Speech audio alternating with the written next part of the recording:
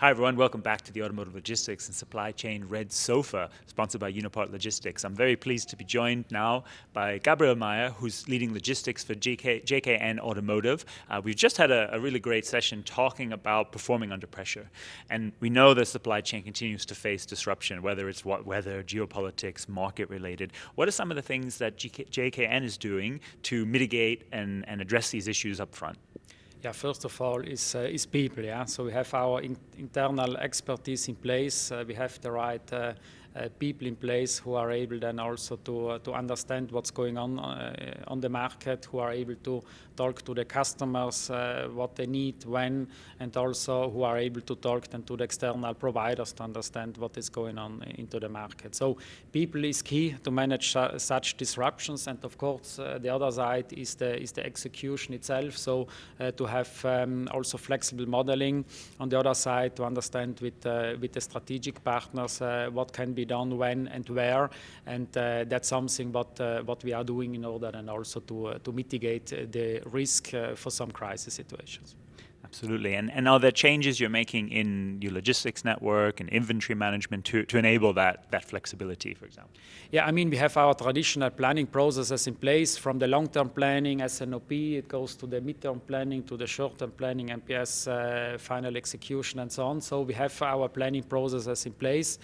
What we are doing is to connect those planning processes with IT tools, yeah, with platforms, in order to have the proper communication flowing end-to-end from the demand towards the final supplier. So this is what we are doing.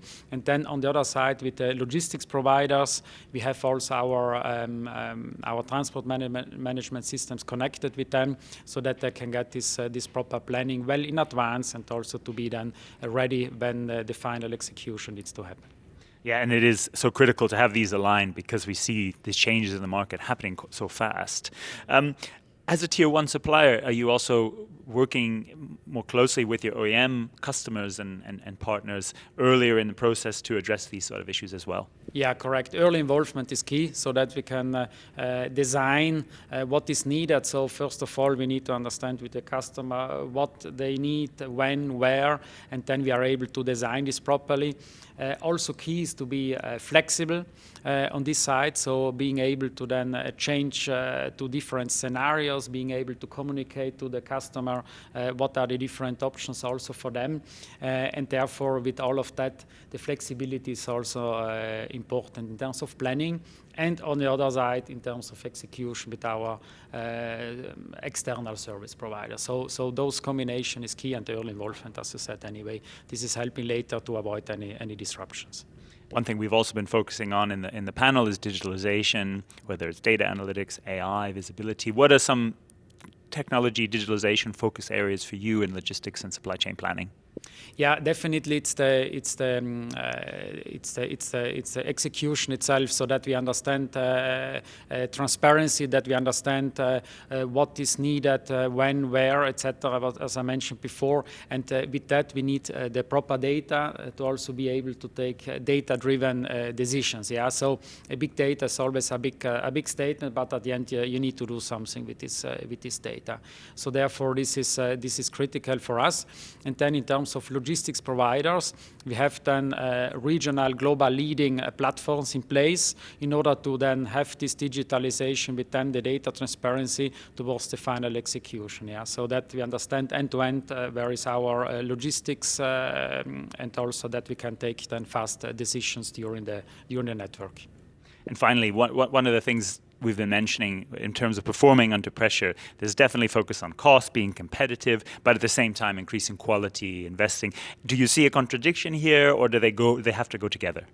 No, I mean, everything has a limit, that's clear, but I would say definitely this has to go together. And it's also, we have performance topics, quality topics, what are non-negotiable, yeah, so that's something what our service providers need to commit.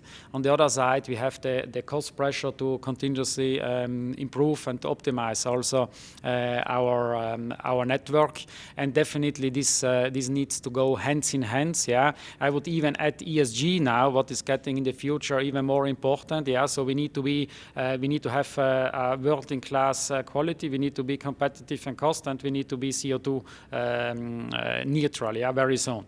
So therefore, I would say all of that is super important.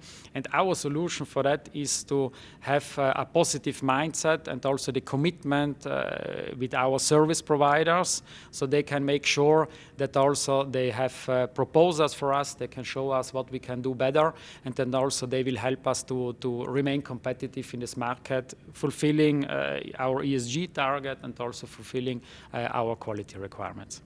Fantastic points, and as you put sustainability and quality right in the center, this will require investment and partnership, as well as being competitive on cost, of course.